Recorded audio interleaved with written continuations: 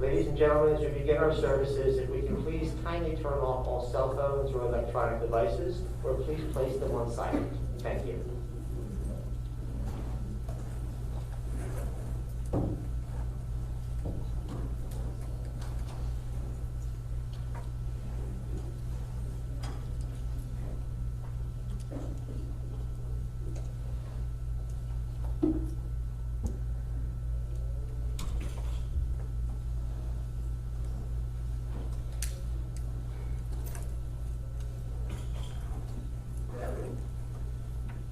I have learned that in times of separation and loss and sorrow, the Psalms can bring much comfort and solace, and in this spirit, I now recite from the 23rd Psalm, this great Psalm of faith. Bob was not religious as such, but he was spiritual. And this psalm has a very spiritual message.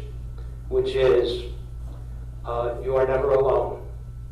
That even when you feel alone or lonely, you are never alone. And that God is with you. And we know God is with Bob. If you're familiar with the verses, you could join me. The Lord is my shepherd, I shall not want. He maketh me to lie down in green pastures. He leadeth me beside the still waters. He restoreth my soul. He guideth me in straight paths for his name's sake.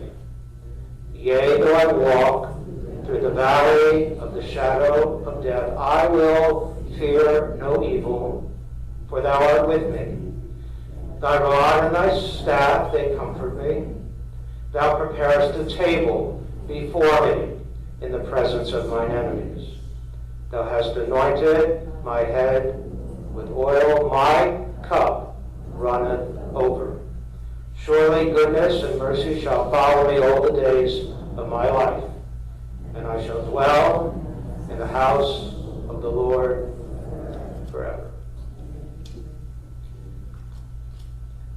I continue with a modern-day poem which we read at our synagogue from time to time.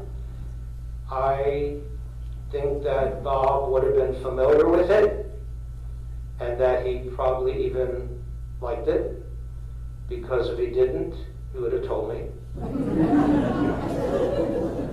It's very honest. I'd like to personalize it for Bob. At the rising of the sun and at its going down, we will remember Bobby. At the blowing of the wind and in the chill of winter, we will remember him. At the opening of the buds and in the rebirth of spring, we will remember Pop Bob. At the blueness of the skies and in the warmth of summer, we will remember him. At the rustling of the leaves and in the beauty of autumn, we will remember Bob. At the beginning of the year and when it ends, we will remember him. As long as we live, he too will live, for he is now a part of us as we remember him. When we are weary and in need of strength, when we are lost and sick at heart, when we have joy we crave to share, when we have decisions that are difficult to make, when we have achievements that are based on his, we will remember him. As long as we live, he too will live. For he is now a part of us, of all of us, as we remember him.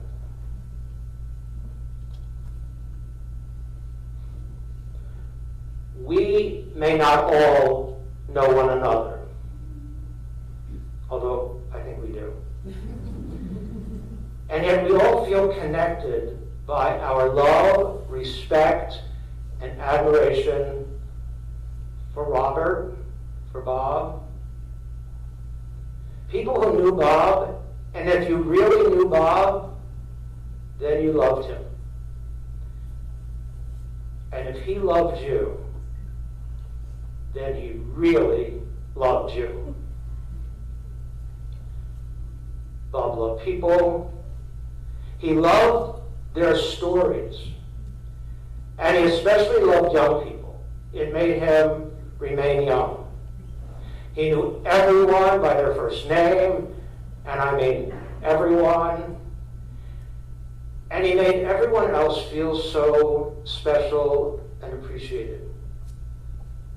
Therefore, our shared loss is very sad and difficult and profound, because Bob was such a constant and a presence, a positive presence in our lives, and he was always there for you, his dear family, and for his many friends. I also love Arlene and Bob. They won me at a temple auction many years ago. Allow me to explain. I was one of the items being auctioned at a Temple Emmanuel auction. It was a fundraiser. It was to officiate at a remarriage ceremony of your choosing. And Bob bid on me. He had the highest bid. It was the only bid. And I still remember that very beautiful wedding ceremony in your backyard, under the chuppah, and surrounded by your sons, DJ and Brad. And from that moment on, we always shared a special bond. As you may know, Bob was logical, pragmatic, and a great planner. And he also planned every detail of his funeral service, including having Rabbi David officiate. So I believe that Bob might say to all of us right now, he would say, I can't believe it. Thank you for being here. And I'm overwhelmed by the outpouring of support, concern, and affection from my family. And then he might go on to say, don't mourn for me, because I did not lead a mournful life. And you know, in the balance, he certainly did not. He loved life and living. And he led a full, fulfilling, active, vital, vibrant, purposeful, and good life. He would also say, celebrate my life and rejoice in my good story. It's okay to laugh a lot and to cry a little bit.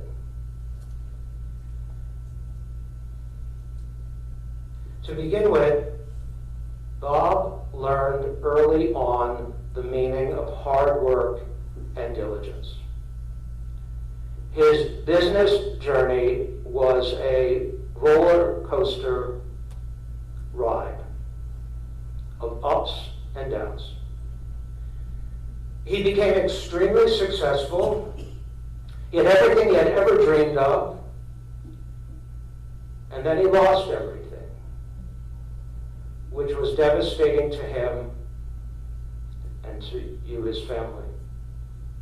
In time, he rebuilt everything, and his message is, believe in yourself and your capabilities, never give up, and never stop climbing, reaching, and hoping. Bob had so many interests and passions. He was exceptionally bright. He loved to read. He was drawn to politics, history, was a Civil War expert, read the New York Times daily, religiously, watched Bill Maher with Arlene religiously.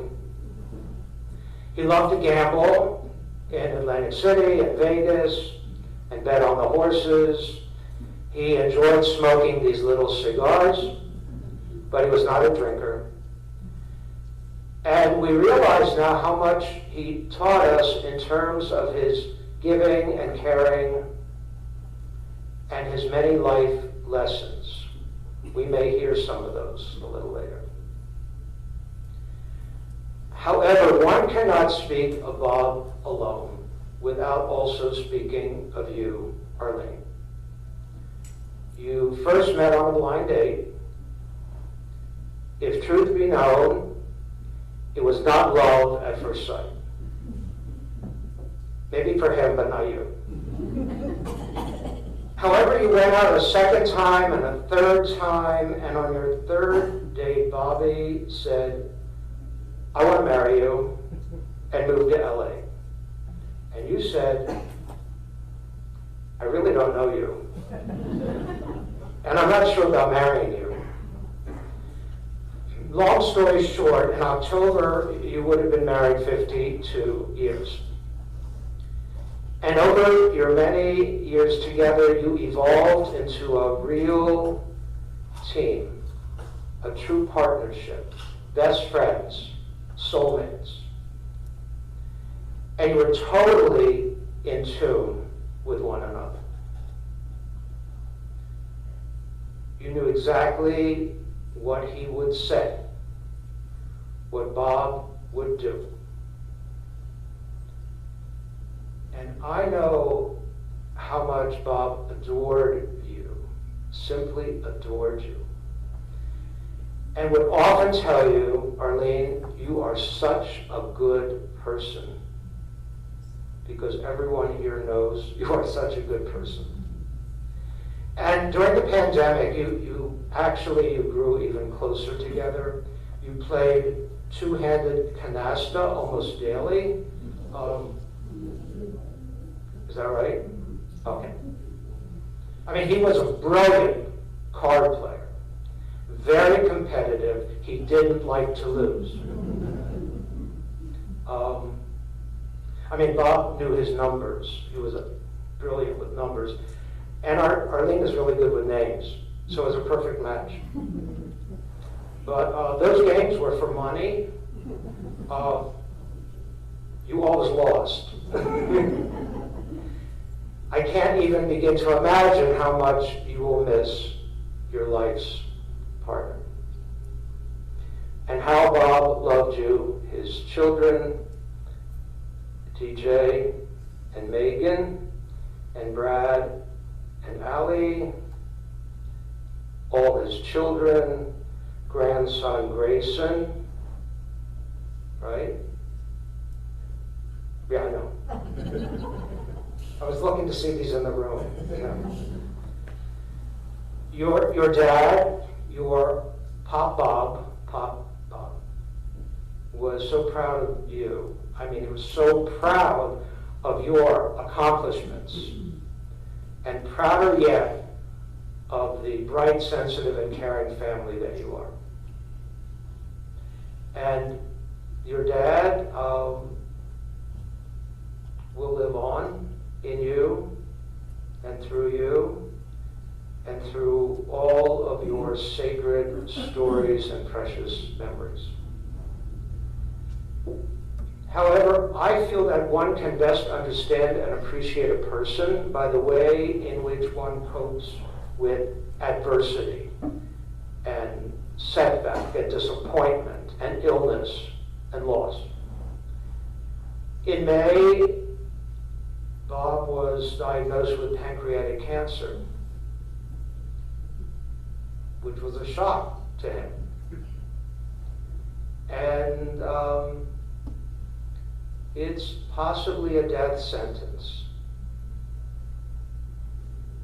However, as with everything else in life, Bob took charge of his illness. He began toxic treatments.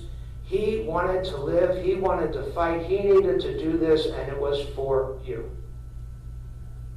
His goal was to live just long enough until his 80th birthday, which is in November, and at that time was already planning a pretty large party, not for him, but to honor you and to thank you for being there with his challenge to beat this.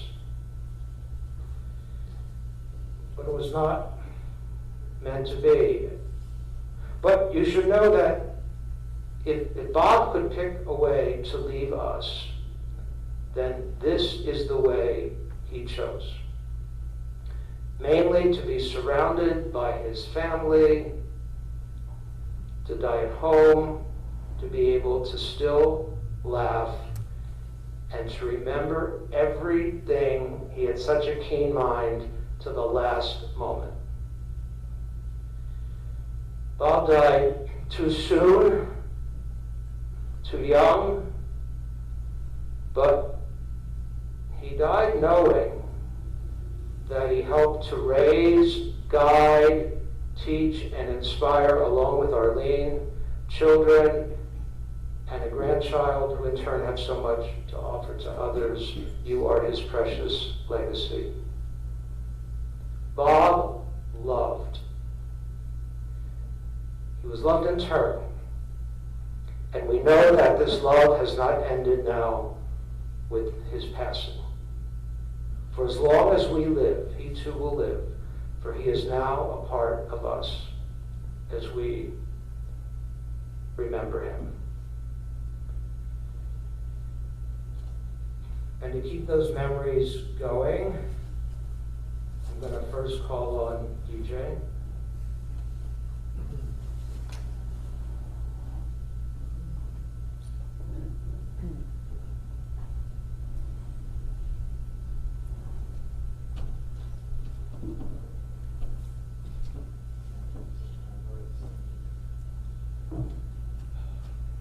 This is going to be hard.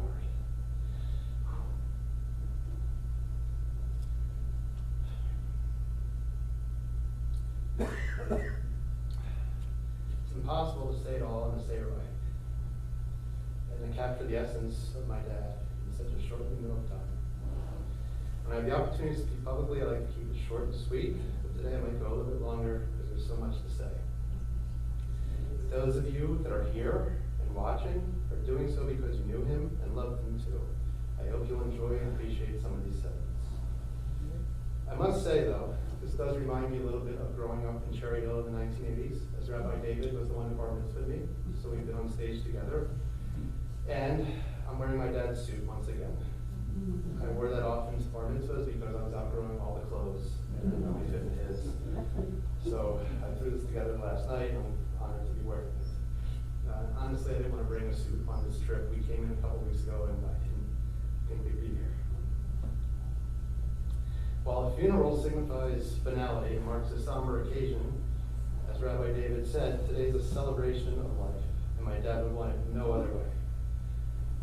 He was a husband, a father, grandfather, brother, uncle, friend, mentor, coach, and so much more. The funny thing is he would often say he prided himself that people didn't like him. There's a story, which I will not name names, but there was a woman who had a grudge since kindergarten and had seen him when they moved into Centennial Mills, and she approached him to tell him how much she didn't like him. That's a long time to hold a grudge, so he must have made an impact on her. And she said, "I never liked you," and he said, "I pride myself on that." To which she then called at home to get my mom on the phone so that she can continue yelling at him. He hung up and said thank you. But it turns out he prided himself on people not liking him. It's just the opposite. It could not be further from the truth. Just by looking out here, everybody loved him. And the amount of texts and phone calls we received in the past 72 hours weren't just condolences. They were specific memories, moments, and ways he impacted them. So I know he was loved. It was so incredibly heartwarming. Thank you to all the friends that are here, especially the community in Centennial Mills. It's truly unbelievable the love and support you've shown for him the past few months when you found out he was diagnosed, and the love and support for my mom as you immediately rallied to her side on Friday evening. What a blessing you're all here. And to all the friends that I haven't seen in a long time, friends of my dad that are here. I didn't recognize some of you as it's been a number of years, and we're all wearing masks, but I'm so appreciative that you're all here, and some came a very long way. We're going to meet some of them soon. Funny thing though is he did not like big crowds. I mean, not like lines, especially things like amusement parks and summer blockbuster movies. You know, things that most people would actually consider fun. He just did not like the crowds. And one story that sticks out was Brad has posted this story, and many of you have heard it. It was the annual tryouts for YMCA youth basketball. It was at Heritage Middle School, I think it's now Rosa Middle School. And my dad walks in and sees a layup line of like 100 kids, and he's like, "Oh no, we're not staying here. Who's in charge?" So he finds the guy running the tryout. He points to my brother and I. Points to my brother, says average. Points to me and says above average. We're out of here. And that's how they evaluated the team. incredible father and friend to me, and a friend to all our friends, and a friend to all who had met him. He was the dad that you would hang out with. He was the dad who loved taking friends out for pizza or ice cream, and then as we got older, drinks and sandwiches, and insisted that everyone called him Bob, never Mr. Feldman. He was always the one to be approached, always easy to speak with, loved hearing everybody's story, as Rabbi David said, loved offering advice, loved offering wisdom, loved offering support, never judging anybody, and just trying to help and always being an ear to listen to. He seemed to have an impact on everyone. Everyone really loved his presence. Everyone knew his laugh. Growing up, he would be in the backyard, people would say, oh, Bob's outside. They just knew his laugh. His laugh was very, very identifiable. And he loved telling a good story, but also listening and hearing a great story and hearing people's stories themselves. He was on a first-name basis with everyone, from CEOs to those at the entry level. It didn't matter to him. Everybody was equal, and he treated them as such. As Rabbi David mentioned, one thing he loved was horse racing and handicapping. He loved it. He really was a professional. I mean, if you can put professionals handicapping and my dad's, and you wouldn't tell the difference. He was probably better than most of them. So when he retired, he used to hang out at a place nearby called Favorites. It was an off-track betting place, and I got to go in there one time. It was like walking in with the king. Everybody stopped and said, Bob's here. See, everybody knew him. And he just got, and he was like sitting next to the smart kid at school. Everybody's looking over his paper. So it got to the point he'd write his picks, put them out so everybody can have them and share them. And this group of friends was a very diverse group. And friends, when I say friends, I don't think anybody knew anybody's name. They just knew him by Bob. Nobody knew where you came from. Everybody came from different socioeconomic backgrounds, diverse group. And rich, poor didn't matter. And my dad would make bets, and sometimes I remember he was sitting next to a plumber, and the guy was trying to figure out how much he wanted to bet. My dad just slipped him a bet, and he slipped a few other people a bet. He said, these are all on me, we're all rooting for the same thing, let's win together. And he would do that. He didn't ask for the money back. He didn't care about that. He just wanted to see people happy. He would often leave bets for the teller and say, hey, we're in this together. And he just loved the camaraderie. And they all bonded. And Bruce, I think we're going to go there this weekend to see the guys. As Rabbi David said, his 80th birthday was coming up. And that was his goal. He said, I think I can make it. I'm going to try to make it. If I can make it to my 80th, I want to throw a birthday party. He's not one to throw birthday parties. And it wasn't for him, as Rabbi David said. He said, how do I thank all these people that have been so kind to me the last few months? He said, I will throw a party. And I heard him on the phone just a week ago.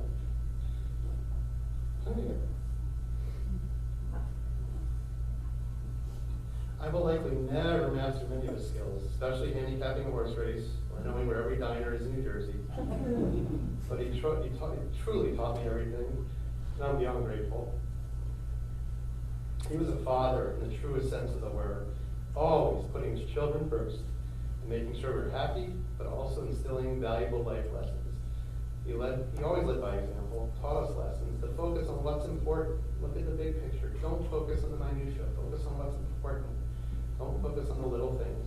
Those always weigh you down. He taught us how to solve problems, how to keep all sides happy, even in a negotiation of some kind, whether it's choosing team, whatever it was, always a way to resolve a situation. I cannot think of a time that we were even ever punished. We would know if we were doing something wrong and not do it again.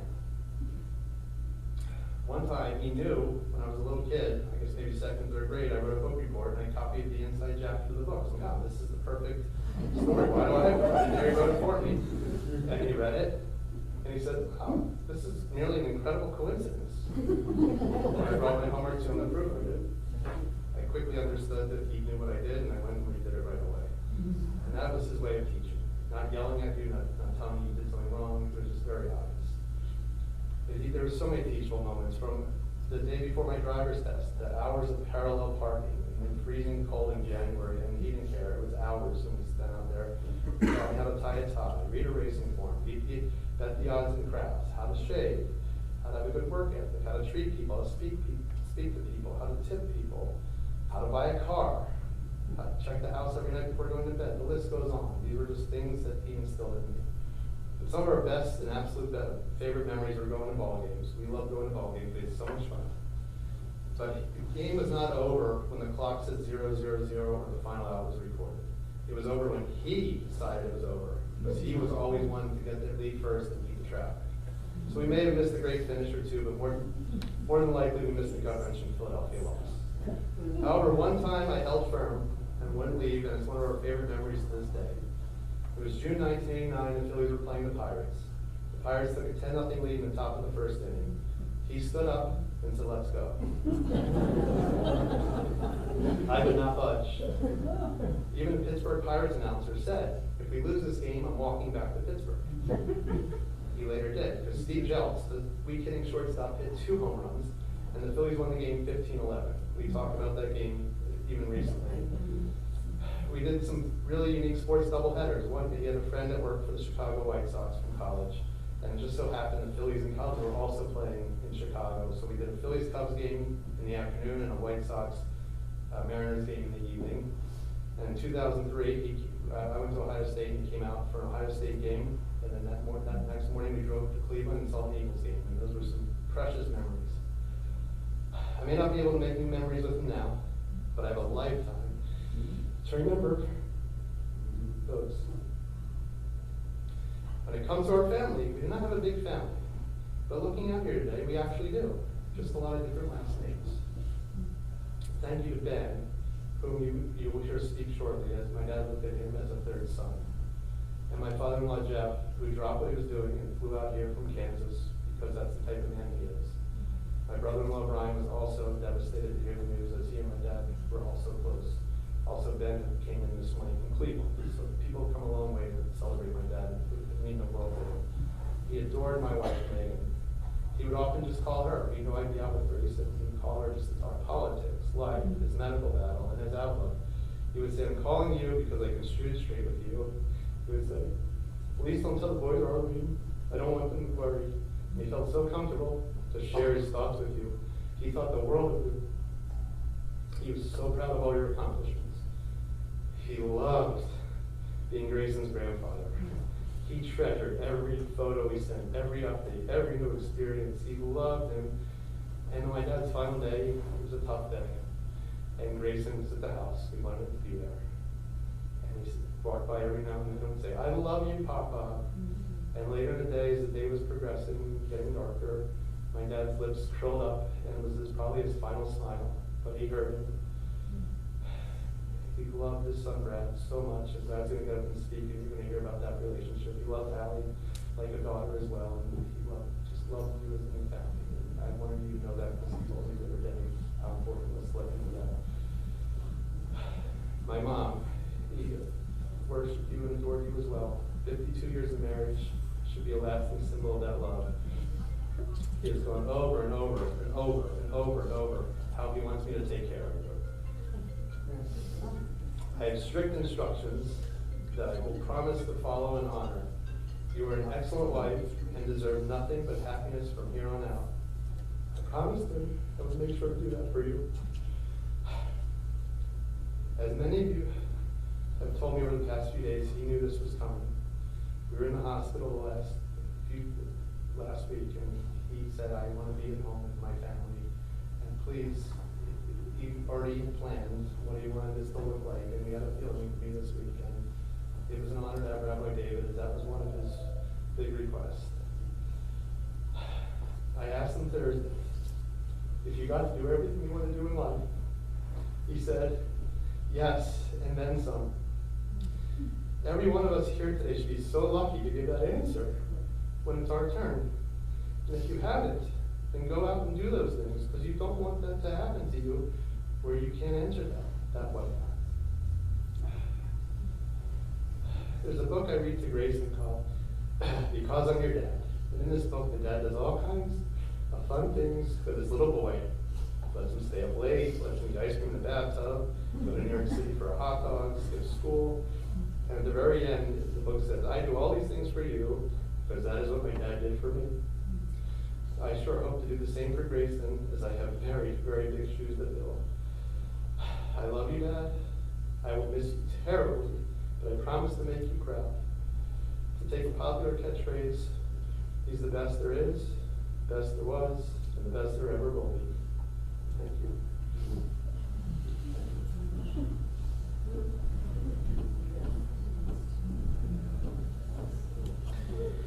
I'd like to call on Brad.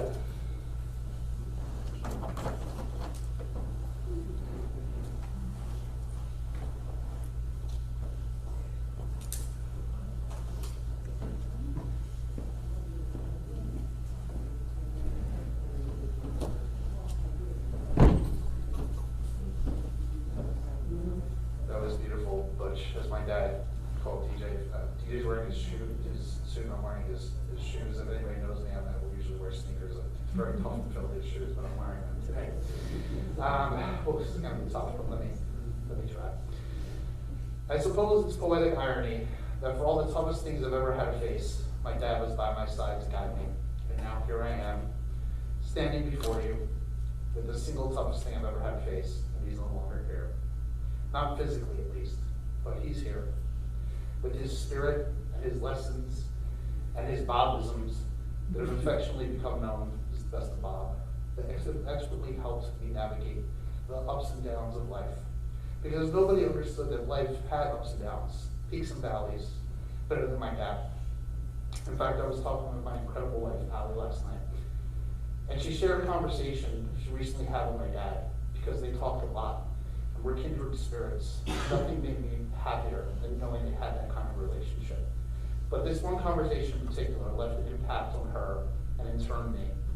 He told her that he was at peace, that he had lived a full life, because he had ups and downs.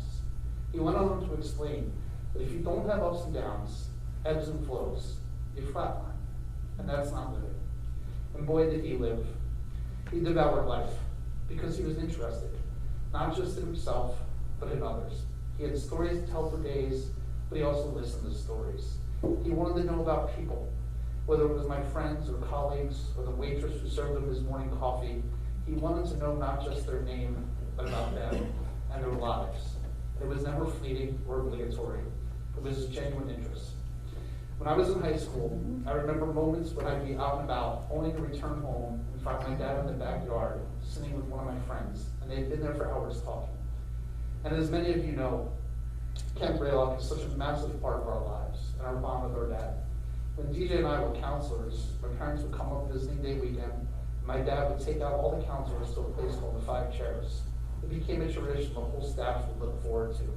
And my dad would have everyone go around the room and say their name, where they were from, where they went to school, and what their major was. It wasn't some meaningless formality, rather a treasured tradition. And he did it because he cared. And he wanted to get to know them. He was that kind of person. Invested in the lives of others. And he certainly was invested in me. We talked just about every day. He instantly knew what was going on in my career and my life. He took interest, asked questions about me and Allie and August and Winter. He would find articles related to my work and send them to me. Granted, they were usually from my main competitor, the New York Times, but he would see something that had relevance to me and my world, and he would share it. He would always say that if his kids had a good day, and he had a good day, what perhaps he never knew was I thought the same about him. If he had a good day, I had a good day. No matter what was going on, my days were always better when we talked. My dad was not a passive participant in life. He was not reserved and came off the bench, though clearly from the basketball analysis I was. But a starter, an active player in the game of life, who was adept at moving from topic to topic with captivating ease. You know, it's amazing. We all know that loss is a part of life. And no matter how much time we're given to prepare for the inevitable moment that we're in right now, we're never quite prepared for it. Only he was. True to his character, he planned and prepared and thought of everything. That's who he was until the very end. But I know we're all grieving today as we lost a true legend of a man, a titan, an icon, who had a larger-than-life presence. After all, he was an original, one of a kind, a generous soul with a life-affirming spirit, with a signature wit and humor and wisdom that can never be replicated, but should be honored and cherished and channeled by all of us that were fortunate enough to experience it.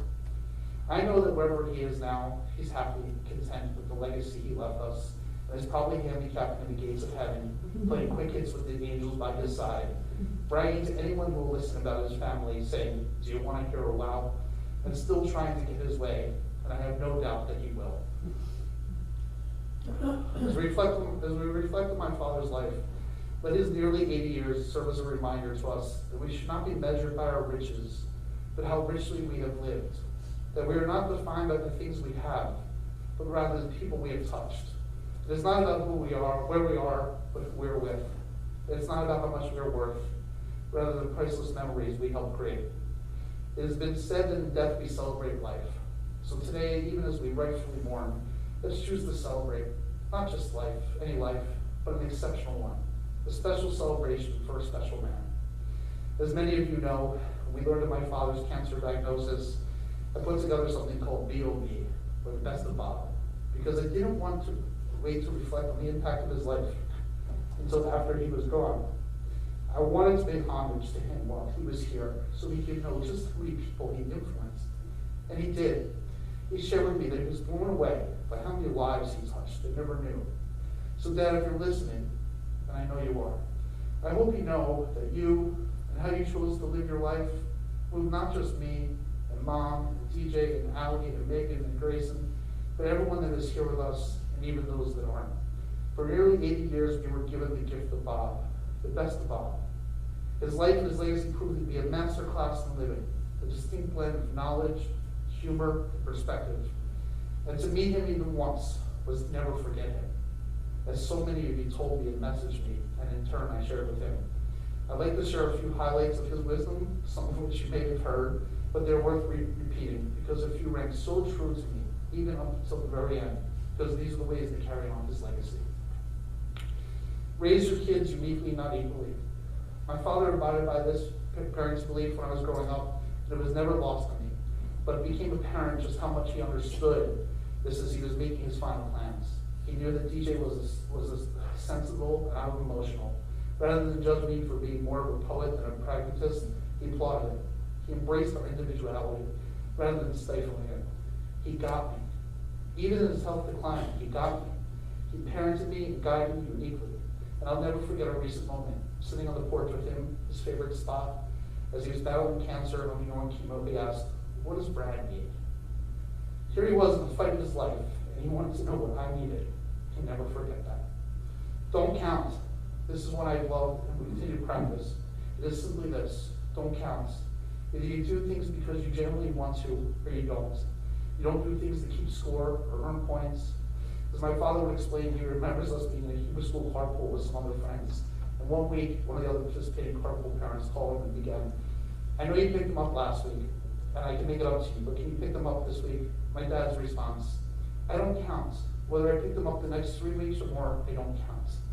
Dad, you taught me to do things because they were genuine, and what you get in return is not more points on the scorecard of life's carpools and other activities and seemingly mundane chores, but rather the feeling that it's what you wanted to do to participate and contribute. If you want to do something, do it. If you don't, but don't count. Just do it for the right reasons." And I couldn't speak about my dad without sharing the lawnmower story.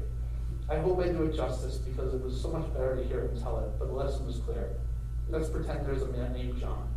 John's lawn is getting out of control, and he doesn't own a working lawnmower. So he logically thinks, "Let me go ask my neighbor Joe if I can borrow his." Only as he begins to walk next door, he thinks, Joe's going to say, "The last time you borrowed it, came back a mess, and you returned it late, and you never bring it back when you say you will." By the time John reaches Joe's door to ask, he's so worked up about all the things Joe will say, that upon the door opening, John says, "You know what? You keep your fucking lawnmower." The point is, don't build stories and outcomes in your head before they happen. Ask Joe to borrow the lawnmower. Go ask for a raise. Ask for more time. Take a chance. You can't possibly know the outcome before it happens. I promise you that I will never jump to discount possibilities by assuming what will happen. Cherish the Breeders' Cup days. My dad, as you heard, my dad loved horse racing his whole life. Master handicapper. Even through his health battle, it armed him with so much joy to study the racing form. Find that gem and nail that exacta box. Many years ago, when he had a chance to go to the Breeders' Cup in person, it was special beyond words. He never forgot that experience. That meant something to him and inspired him to pass along this mantra: cherish the Breeders' Cup days. Those handful of moments and experiences that are priceless and personal, meaningful and momentous. The ones that conjure an image in your head that you can never properly capture on Instagram, no matter how many filters you may use. Dad, because of you, we had so many Breeders' Cup days, ones that I promised to cherish and treasure in your honor. But perhaps he truly saved the best of Bob until the end. On Thursday, before he was able to come home and die at peace with his family by his side, I sat with him in the hospital. Dying near the end, he called a handful of people that meant something to him so he could say goodbye. I sat there with tears streaming down my face, just watching, as he made a series of calls to say thank you, tell the people that touched him that he loved them. He used his final breaths to leave me breathless by his actions and his words. It was the most beautiful and heartbreaking thing I've ever witnessed. He used his final moments to think of other people, to leave nothing unsaid. It's no secret that I would talk about my dad to anyone that would listen, and I had shared the news of his cancer with a friend, but never met him. But she asked if she could send my dad a text. And in their exchange, she said, I tried to be a great husband and father. You never know, because you have to wait so long for your report card as a parent, but I think I did okay. Dad, you made the honor roll. No average or above average for you. Straight A's across the board. As a husband and as a parent, you killed the curve for dads everywhere. Thank you, Dad, for all the Breeders' Cup days, for giving us the best of Bob for nearly 80 years, and for reminding us that life is for living. You lived it exceptionally and on your terms. DJ and I will carry on your legacy, and so will Allie and Megan and Grayson, and of course Mom. Mom was your world, your everything, your moral compass.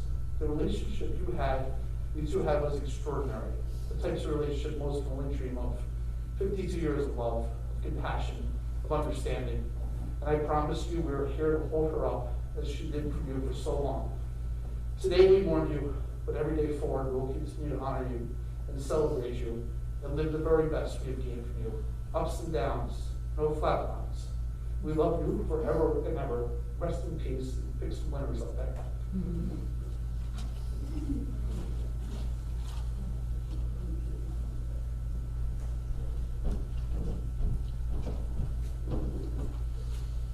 I'd like to call on Bernie Miller.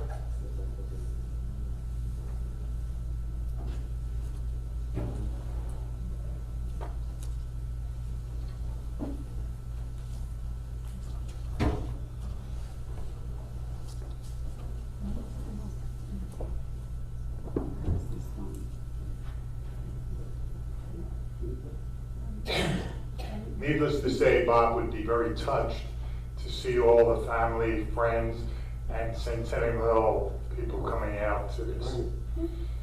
I think if it wasn't for the lunch hour, we'd probably have 4 rows filled with waitresses from all the different restaurants. If Bob was a friend, he was a caring friend to you.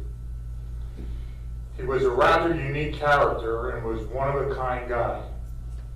An avid reader who read the newspaper from cover to cover daily. He loved relating stories about his family, including the boys and his grandson Grayson. Bob loved the casino, as you heard, primarily Ocean in Atlantic City, until it became too hard to maneuver. He would go with R, affectionately, periodically, and seemed to hit on the poker slot machines more often than not. Once, while joining them in Atlantic City for dinner, Bob showed me his favorite poker slot machine. And he explained for the next hour all of the strategic moves he would make to win. Then there was the Boys Breakfast Club, comprised of Paul, Jerry, Bob, and yours truly. No matter where we would go, he would know every waitress and was a big tipper. He would, without exception, come prepared with a full agenda, including current events, sports, and would even have a Q&A discussion, which actually allowed us to get in a word once in a while. He was careful not to discuss politics and religion in a group setting. We would often sit on his porch and have long exchanges about his youth growing up near West Oak Lane. He grew to appreciate most of the Centennial Mill neighbors, especially during his most recent challenges. loved dining out at his favorite restaurants with friends, and treasured more intimate settings. Like you, I will miss Bob and his many adventures.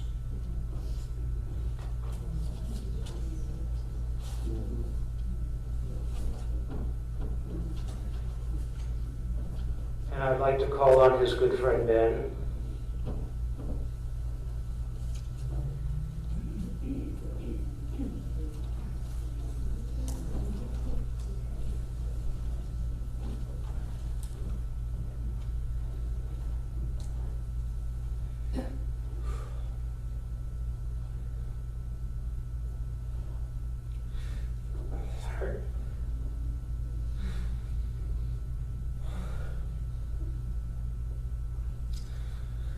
Oh. Robert D. I didn't know how to start this, so I started by that. That's what we said. Every time we call him, I always call him Robert D. And he would reply back, Benjamin Robert.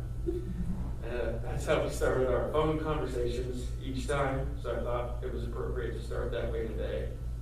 It's quite an honor and very overwhelming to have the opportunity to speak today at Bob's funeral. For those of you that don't know me, my name is Ben Mayball, and I've known Bob now for nearly 20 years. I had the pleasure of working with Bob for 10 years before he retired 8 years or so ago. How do you talk about Bob in just a few words? To be honest, I'm not sure, but I do know he would have wanted me to get to the point pretty quickly. He always said less is more, another one of his slogans. In 10 years, we traveled the world together for work, and we spent thousands of hours talking business and life. In that amount of time, I think we talked about everything. I don't believe there's a topic that we didn't cover. He was smart, brilliant, really, focused, impatient, motivated to succeed. He was stubborn. He was impatient. Did I say that one? He was a creature of habit. He was funny. And he was as loyal a person as you'll ever meet. He was my boss, my mentor, but most importantly, he was my friend. More than that, really, he made me part of his family. If you knew Bob, as everybody's talked about so far today, his family was the most important thing to him. What an honor it is for me to be considered part of that group. He loved his family. He talked about his boys to anyone who would listen. And he made sure people listened when he talked. He was good at that. I can't count the number of times he used to say, my older son is a casting director for The Biggest Loser, and my younger son is a big shot in New York City. He gushed about Butch and Cork every single day. As Brad said, the names that he called you, and I heard those conversations, your everyday conversations. I was with him, Butch, Cork, whoever called him, always heard those. You two were so loved by your dad. He also talked about his beautiful wife, Arlene, married for over 50 years, and clearly the love of his life. With him through all the good and all the bad for more than 5 decades. Though I'm not sure he said it enough to you, in our conversations, he always told me how lucky he was to have you as his wife. 3 of you were the topics of his conversation every day. As time went on, a few new names got added to the conversation, Megan first, and then Allie and Grayson at about the same time. He became a gushing grandfather these last few years. And when I first met him, I'm not sure I would have thought he would have been a gushing grandfather, but it was really awesome to see. He truly, truly loved his family. In the last 8 years in his retirement, I watched him grow his circle of friends even wider than it was before. Fortunately for me, he was on the road all the time before he retired, and I got to spend all that time with him. Fortunately for you all, these last 8 years, he didn't have to travel as much, and you got to be with him more. I think that the world is a better place the more friends that Bob Feldman had. Hundreds of times in our journeys together, we would stand out at the hotel, and we would stand outside at the end of the night as he would smoke his little cigar one more time before the end of the night. And he always used that time to try to help me in some way. Thursday night, one of those phone calls, he called me, and I got one final conversation, and we had been talking up through, but I got one final conversation before he passed, and obviously it was a tough time for him, and he spent that time to give me a lesson and to implore me that life is for living. Brad said it, I think DJ said it, life is for living. Bob sure lived life. He was generous to me in so many ways, but he was most generous with his time and his wisdom. He often said that our meeting or relationship was bashir. I am not Jewish, so I had to look that up the first time he told me. After I did, I think he was right. He would like that I said he was right also. I will be forever grateful to have known Bob. Rest in peace, Robert D.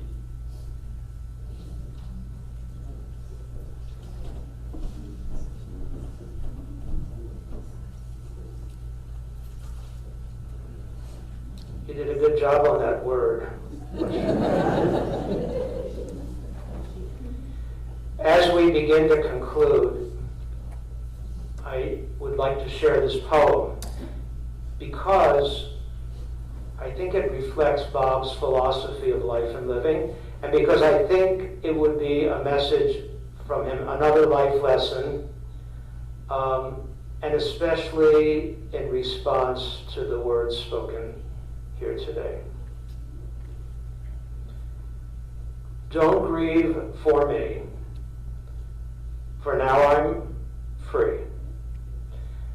I'm following the path God laid for me. I took God's hand when I heard God call. I turned my back and left it all.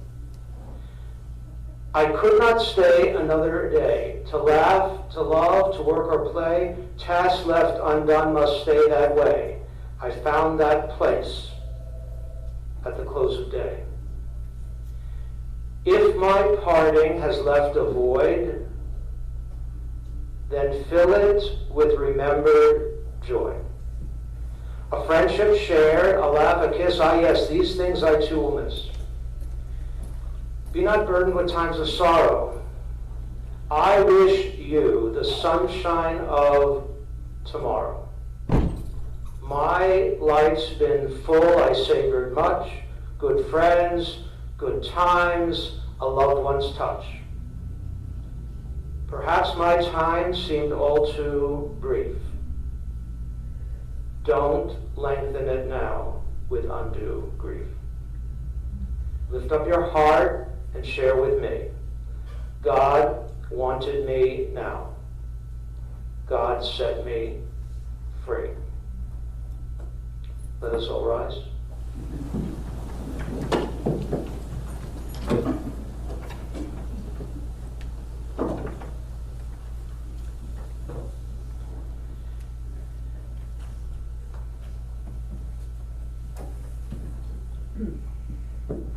El Mole Rachamim, Shochein Bam Romim, Chamitzei Menucha Nachona Tachat Kanfei Hashchina, L'Nishmat Ruvain, Shechalach L'Olamo, Ba'al HaRachamim Yitzror HaChaim Et Nishmato, Adonai Hu Nachalato, V'yanuach B'Shalom Al Mishkavo, V'Namar. Amen. O God, full of compassion, thou who dwellest on high, grant perfect rest unto the soul of our beloved Robert Bob Feldman, who has departed from this world. Lord of mercy, bring him into your presence and let his soul be bound up in the bond of eternal life. Be thou his possession, and may he rest in peace. Amen. And we are going to now join in the Kaddish prayer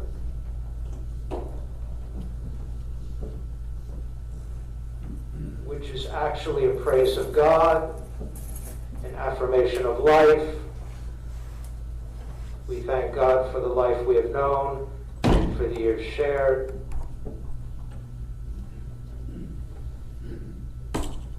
Yid Gadol, Yid Kadash, Shemei Rabbah. B'yomad Yivrach Yedutei V'yamlich Malchutei. V'chaye Hod V'yomei Hod V'chaye D'chol Beit Yisrael V'agalav Izman Kariv V'yimru Amen. Yehei Shemei Rabbah Mevorach Le'olam Olamei Omaya Yitbarach V'yishtabach V'yipa'ar V'yitramam V'yitnaseh V'yitadar V'yitalev V'yitalal Shemei Kudsha V'rehu Le'elol Men Kol Birchata V'shirata Tushbachata V'nechemata Da'amiran V'yama V'yimru Amen.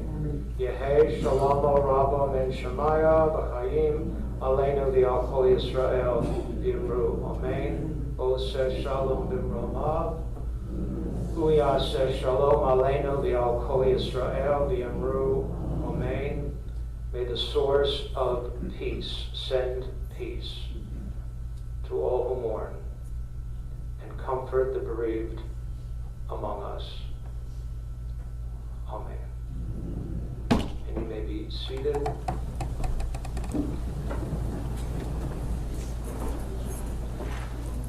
Following this service, the family will be returning to their home in Centennial Mill, 80 Matlack Drive in Voorhees, where they will be receiving all family and friends. There will be a Shiva service this evening at 7 p.m. And the family also requests they would love to see you, assuming that everyone is vaccinated and masked. But it will be a perfect opportunity to share your own stories and memories of this remarkable man. Thank you.